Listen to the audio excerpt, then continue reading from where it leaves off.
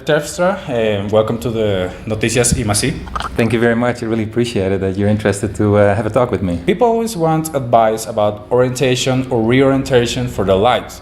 Why do you think this generalized anxiety to accomplish life's goals like a magic formula exists? Do these secrets about life actually work? Well, of course there are secrets about life, but to talk about advice from other people, I believe that we live in a society where we always look outside for solutions and we don't have the capacity, we don't develop the capacity to look inside.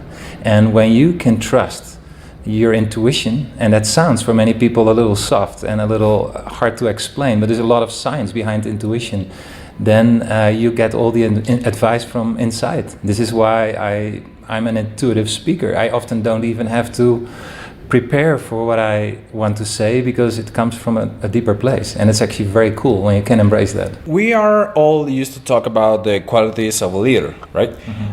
But what can we say about the weaknesses? How do you think the weaknesses of a leader can be overcome? Because leaders do have weaknesses. Yes, well, I don't like so much to talk about weaknesses because I know that from a scientific point of view is where, the attention goes is also where the energy flows. And so the more we focus on a weakness, but I agree, because if you don't have the comparison, how do you know what is a strength? I think if we are truly feeling that we are very separate from one another, and we make decisions based on our ego, I think that's a weakness. And instead of embracing the quality of a group and the power of a group, I think that's a strength. Personally believe that we often come from fear instead of a passion for life. And if we come from fear, we develop certain traits that are not always so nice. And people say that's a weakness.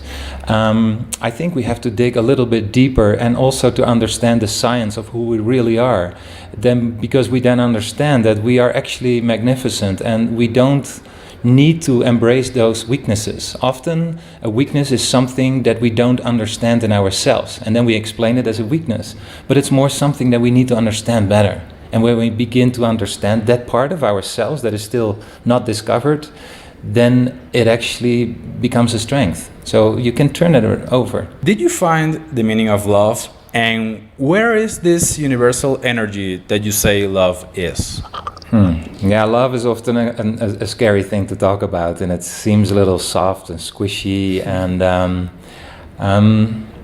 when you talk about love, I wrote an ebook. I interviewed a lot of people, and especially scientists, and I asked them, what does love mean to you?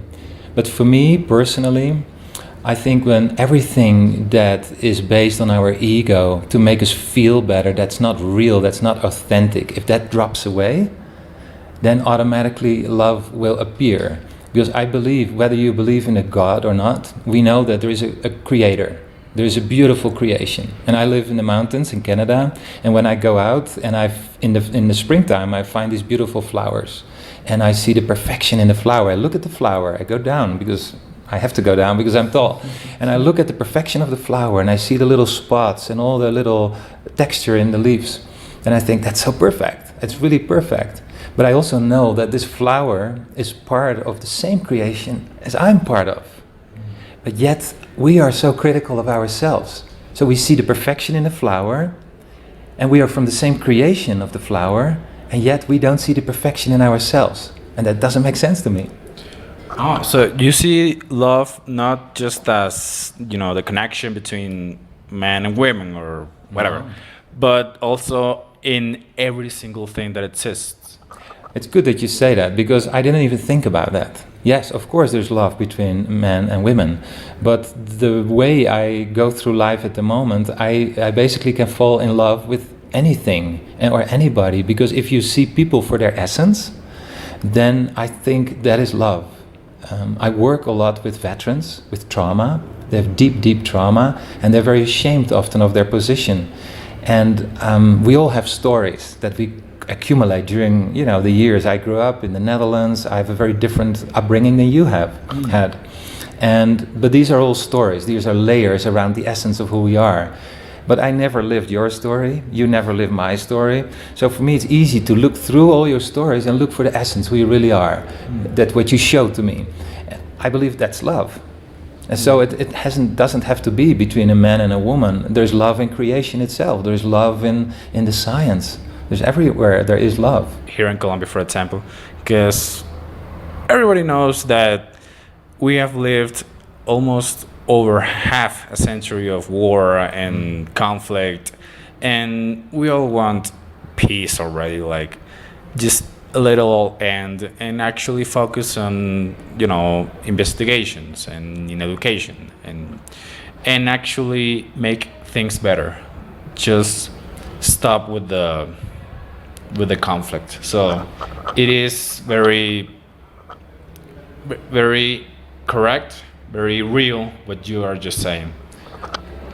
Thank you, but there's also, I have a hopeful message in that part as well. Because the veterans on a small scale that I work with, or a country like Colombia, it's of course not very much different in some ways. And I say to the veterans, when they have been diagnosed with PTSD, post-traumatic stress disorder, I said, did the psychologist or the doctor, did he also diagnose you with PTG? And they say, no, I've never heard of that. They said, no. I said, you're at serious risk of PTG. And they look at me and they become worried. And I said, what is it? I said, well, it is post-traumatic growth. And every single person that goes through a full cycle of being hurt, including myself in life, something beautiful comes out of that.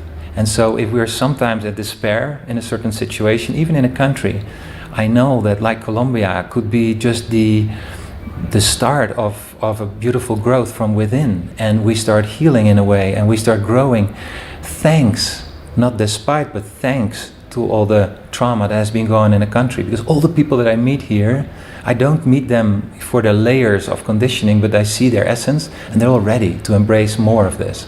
When you say that you've interviewed a lot of people, and you've interviewed scientists, artists, politicians, I'm interested on your interview with Anita Murjani. Can you share something about that talk and how was that experience? Well, I have to go one step back, because on a spiritual level, one of my mentors and friends was Dr. Wayne Dyer, and he's a foremost spiritual leader. He passed on 3 years ago, and he says, I met this woman and she was full of cancer. She had severe lymphoma, stage 4. She had big tumors like lemon size from the base of her skull to her waist, and she was given up. She weighed 60 kilos. And then she started dying. And while in this transition period, she got a very, very deep insight that the reason why she had cancer, and I won't go in all of that because that's a long story, and I've heard that more from people who have a near-death experience, like an NDE. Yeah. And she came back, but she knew when she came back that she would be completely healed. And within 2 weeks, she was completely healed. All the cancer had disappeared from her body, and the oncologist in the hospital was angry, and he threw her file in the bin, and he says, that doesn't make sense, and it did not validate his diagnosis. And now she started to write a book, not a book, she started to write just therapeutic. And then Dr. Wayne Dyer saw that, he heard of her, and he said, you have to write a book about this, it's so powerful. And basically the message is related to how deeply our emotions deeply are related to our physiological well-being. And she mainly talks about self-care and self-love. And that is what we often haven't been taught. Yes, we have to love our parents, we have to be polite to our teachers and our professors, but what about us? It's very easy to give love away to other people, or if you're in a relationship, to give love. But how can you give love if you don't truly feel it for yourself? And that is basically her story, and it's a very powerful story. For everything, this has been amazing, a great talk. Thank you very much for everything. Thank you very much. I really enjoyed it. Thank you for your beautiful questions. I really enjoyed it. Thank you. Thank you.